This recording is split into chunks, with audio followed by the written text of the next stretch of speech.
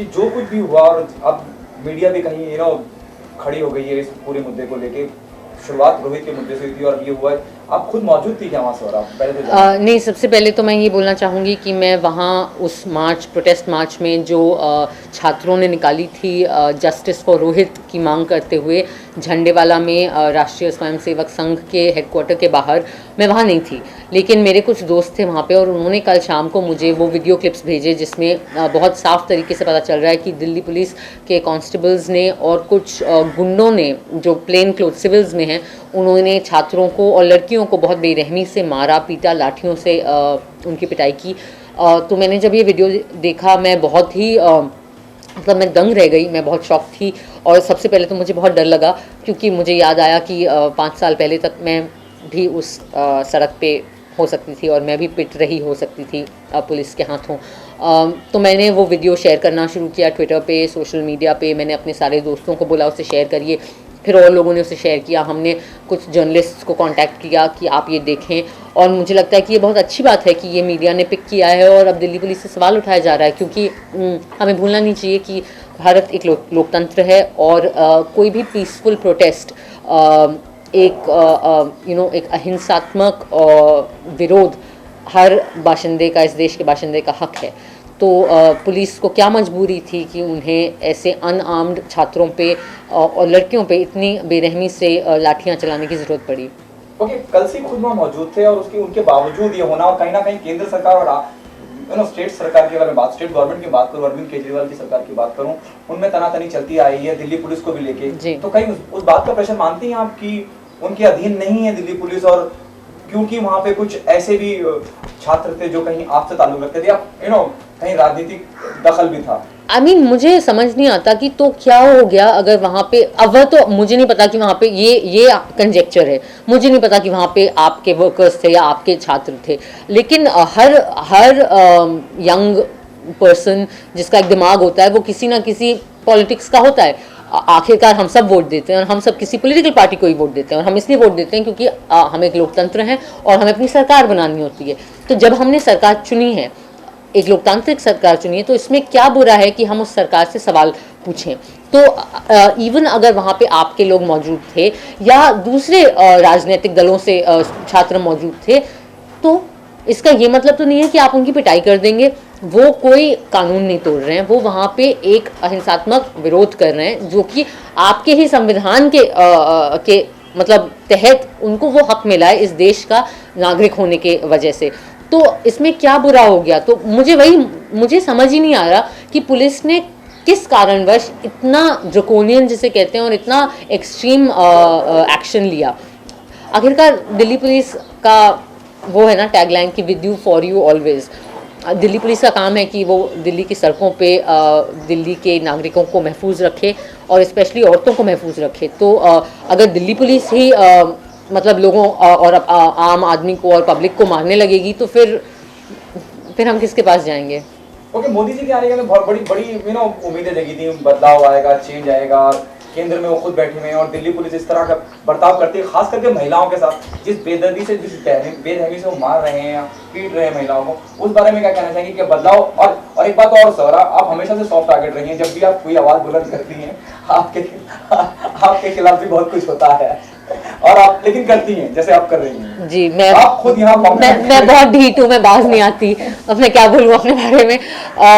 But मैं ज़रूर ये कहूँगी कि जी हाँ, दिल्ली पुलिस जो है केंद्र सरकार के नीचे आती है, लेकिन मुझे ये भी याद है कि जब निर्भया कांड हुआ था और जब उस लड़की का बहुत बेरहमी से सामूहिक बलात्कार हुआ था और दिल्ली और पूरे देश भर के लोग दिल्ली की सड़कों पर उतरे थे विरोध करने, तब भी दिल्ली पुलिस का यही रवैया रहा था। तब भी दिल्ली पुलिस ने हिंसा का साथ हिंसा अपनाई थी और बहुत बेरहमी से उस वक्त भी प्रोटेस्टर्स को हटाने की कोशिश की थी। तो उस वक्त तो कांग्रेस की सरकार थी। तो मुझे लगता है कि हम मतलब डेफिनेटली हम ये सवाल होम मिनिस्ट्री से भी पूछना चाहेंगे और उनसे दरख्वास्त करेंगे कि आप इस मामले में तहकीकात करें और हमें कुछ जवाब दें। लेकिन इसके अलावा मैं ज़रूर ये दिल्ली पुलिस से पूछना चाहूँगी कि आपको क्या ऐसा हो जाता है जब लोग एक पीसफुल विरोध करते हैं कि आपको ज़रूरत पड़ती है कि आप हिंसा के थ्रू लोगों को वहाँ से हटाने की कोशिश करें? आखिरकार जैसा कि मैं बार बार कह रही हूँ कि कुछ गैर कानूनी नहीं है इसमें। ये हक है नागरिकों का कि वो वहाँ पर प्रोटेस्ट कर पाएँ, और ये हमारा समाज है, ये हमारा देश है, और हमें हमारे समाज और देश के बारे में सवाल पूछने का बिल्कुल हक है, क्योंकि हम लोकतंत्र हैं। एक दिल्ली पुलिस के अफसरों ने एक किस्म की मतलब सफाई दी है कि उस इलाके में 144 सेक्शन 144 लगा हुआ था, कर्फ्यू लगा हुआ था, और वहाँ पे प्रोटेस्ट करना अलाउड नहीं है। लेकिन अगर वो सच है, फिर भी मैं ये कहूँगी कि ठीक है, वहाँ पे उन लोगों को प्रोटेस्ट नहीं करना चाहिए था, लेकिन आप अलग तरीक़ों से उन्हें हटा सकते थे। आप वो रस्सियों से लोगों को पीछे कर सकते थे। आप को क्या ज़रूरत पड़ी कि आप मार पिटाई पे उतर आए? और ज़्यादा बड़ा सवाल ये कि आप खुद कानून के रखवाले हैं, आप कैसे कानून तोड़ सकते हैं? आप कैसे औरतों पे हाथ उठा सकते हैं? और आप गुंडों का सहारा कैसे ले सकते हैं? कौन थे वो लोग जो कि सिविल्स में थे, प्लेन क्लोथ्स में थे? जब पुलिस वालों से पूछा गया, वहाँ पे डीसीपी कलसी साहब खुद थे, उन्होंने कहा कि मैंने देखा ही नहीं। ये पता नहीं कैसे हो सकता है, क्योंकि उनकी नज़रों के सामने हो रहा था। और उन्होंने कहा कि नहीं, वो पुलिस के लोग नहीं थे। अगर वो पुलिस के लोग नहीं थे तो वो वहाँ क्या कर रहे थे, और आप उन्हें रोक क्यों नहीं रहे थे? तो फिर कई सारे सवाल आएंगे ना कि क्या ये प्रॉब्लम थी कि वो आरएसएस के सामने हो रहा था, और इसलिए आपने उस प्रोटेस्ट को इतनी बेरहमी से रोकने की ज़रूरत समझी? तो मुझे लगता है कि दिल्ली पुलिस की जिम्मेदारी है कि वो हमें जवाब दें, और वो जो गुंडे थे उनको, उनके खिलाफ कार्यवाही हो, और वो जो हवलदार थे, वो जो कांस्टेबल्स थे जिन्होंने लड़कियों को मारा स्पेशली, और स्टूडेंट्स को मारा, कि उनके खिलाफ भी कार्यवाही होनी चाहिए। ओके, इसके बाद आपने शुरुआत तो करी थी, यहाँ मीडिया से आप इंटरेक्शन कर रही हैं, ट्विटर पे हैं आप, हर सोशल माध्यम से आप लोगों तक बात पहुंचा रही हैं, और आपने शुरुआत कर दी है। क्या आगे लेके जाने की तैयारी है आपको इस लड़ाई को, खास करके जो दिल्ली में होगा? वेल, मुझे लगता है कि मैंने सिर्फ अपनी आवाज़ एक ज़िम्मेदार नागरिक और एक कंसर्न्ड सिटीज़न के तहत उठाई है। मैं ख़ुद दिल्ली में पढ़ी हूँ, शायद इसलिए मुझे थोड़ा ज़्यादा लगा कि अरे ये क्या हो गया। बट जी हाँ, मैं वहाँ पे नहीं थी, लेकिन मेरे कई दोस्त वहाँ पे थे। वो लोग इस चीज़ को फॉलो अप करेंगे, और हम सबकी यही उम्मीद है कि हम वो सवाल पूछते रहें जब तक कि हम सरकार को और दिल्ली पुलिस को कुछ जवाब देने पे और कुछ कार्यवाही करने पे हम उन्हें मजबूर न करें, या हम बट मैं ये भी कहना चाहूँगी कि हम सिर्फ बतौर नागरिक और बतौर सिविल सोसाइटी अपना काम कर रहे हैं। इसलिए तो हमने आपको वोट दिए थे ना, कि आप संवैधानिक तरीके से हमारे देश पर राज करें, और संवैधानिक तरीके से लॉ एंड ऑर्डर मेंटेन करें हमारे शहरों में। तो अगर आप संविधान को भूल जाएंगे और आप गैर संवैधानिक कार्यवाही करना शुरू करेंगे, तो वोटर होने के नाते हमारी जिम्मेदारी है कि हम आपको याद दिलाएं कि संविधान में क्या लिखा था। ओके, आखिरी सवाल आपसे, आप खुद यहाँ मुंबई में अकेली रहती हैं स्वरा, और पहले भी ये बताने के लिए शुक्रिया लोगों को कि मैं अकेले रहती हूँ, ताकि वो आके मुझ पे लाठियां मारे जल्दी। नहीं, आपको डर नहीं लगता? और आप इतनी बेबाकी से हर बात रखती हैं बहुत शुरू से, और उसको लेके विवाद भी होते रहे हैं, खिलाफत भी होती रही है आपकी, लेकिन आपको जो कहना है, जो आपको सही लगता है कि हाँ ये सही है, या हक की बात है, या मुझे कहनी चाहिए, लोगों तक पहुंचनी चाहिए जी, डर नहीं लगता कहीं इतनी बेबाकी का? और अब आप मुझे डरा रहे हो तो अब मुझे शायद थोड़ा डर लगेगा, लेकिन मैंने कभी ये नहीं समझा कि मैं कुछ गलत काम कर रही हूँ। मैंने हमेशा यही समझा कि हमारे देश में हमारे संविधान ने हमें जो हक दिए हैं उसी के तहत मैं अपनी ज़िंदगी जी रही हूँ। मैं एक बहुत ही मतलब मैं एक प्राउड इंडियन हूँ। मुझे अपने देश से, अपने शहरों से बहुत प्यार है। मैंने कभी ये नहीं सोचा कि मैं कहीं और चले जाऊँ, किसी दूसरे देश में जाके रहूँ।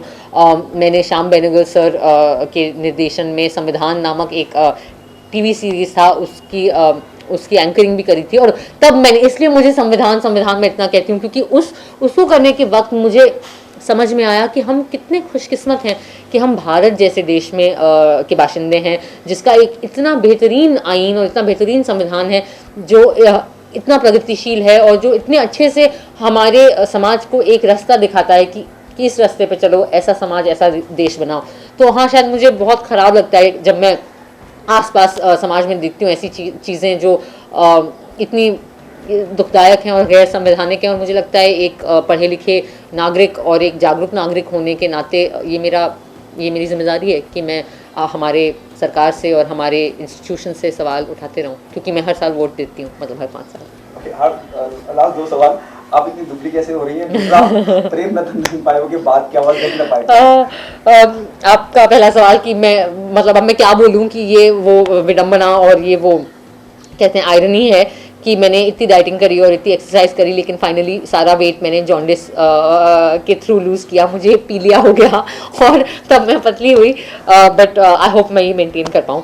और दूसरा कि प्रेम रतन धन पायो जो मेरी आखिरी रिलीज़ थी, उसके बाद अब मेरी अगली रिलीज़ है नील बटे सन्नाटा, अप्रैल 22 को। बहुत ही बेहतरीन खूबसूरत फिल्म, और उसके बारे में मैं ज़रूर आप सबसे बात करूँगी जब रिलीज़ के जब हम समीप आ जाएंगे। और इसके अलावा मैं अनारकली आरावाली नाम की फ़िल्म की शूटिंग कर रही हूँ। इनफैक्ट मैं जल्दी निकलने वाली हूँ वापस शूट पे जाने के लिए, और कुछ स्क्रिप्ट्स पढ़ रही हूँ, कुछ एक ऑफिशियल अनाउंसमेंट्स हैं जो अगले 1 महीने के अंदर हो जाएंगी। That's what's going on. Okay, Nil Battey Sannata, Anarkali, आरीवाली, अलग अलग तरह के एकदम मुख्तलिफ टाइटल, इंटरेस्टिंग टाइटल, क्या उतना ही इंटरेस्टिंग फिल्म होने वाली है? डेफिनेटली नील बटे सन्नाटा एक बहुत ही बेहतरीन और खूबसूरत फिल्म है। ये अपने मुंह मियाँ मिट्ठू है, लेकिन मुझे इसके लिए चाइना में बेस्ट एक्ट्रेस का अवार्ड भी मिल चुका है सिल्क रोड फिल्म फेस्टिवल पे। बट ऑफ कोर्स वो अवार्ड पूरी फिल्म को जाता है। एक कहानी है एक माँ की, और मैं वो माँ हूँ, 15 साल की लड़की की माँ का रोल किया है मैंने। मेरे लिए बहुत चैलेंजिंग रोल था ये। ऑफ कोर्स कई लोगों ने मुझे कहा कि ये करियर खुदकुशी भी है, क्योंकि कौन सी एक्ट्रेस अपनी उम्र से बढ़कर रोल करती है, और वो भी 15 साल की बच्ची की माँ का। बट इतनी खूबसूरत कहानी थी कि मैं मना नहीं कर पाई, और आई एम वेरी प्राउड कि मैंने वो फिल्म करी, क्योंकि वो फिल्म सच में उतनी ही बेहतरीन है। और नील बटे सन्नाटा का क्या मतलब है ये आप लोगों को पता करना चाहिए, क्योंकि बहुत ही इंटरेस्टिंग टाइटल है, और उसका मतलब भी बहुत प्यारा सा है। अनारकली आरावाली एक ऑर्केस्ट्रा पार्टी की गायिका की कहानी है, जो बड़े ही क्या बोलें अब, डबल मीनिंग के गाने गाती है गाँव और बिहार में, गाँव में और छोटे छोटे कस्बों में।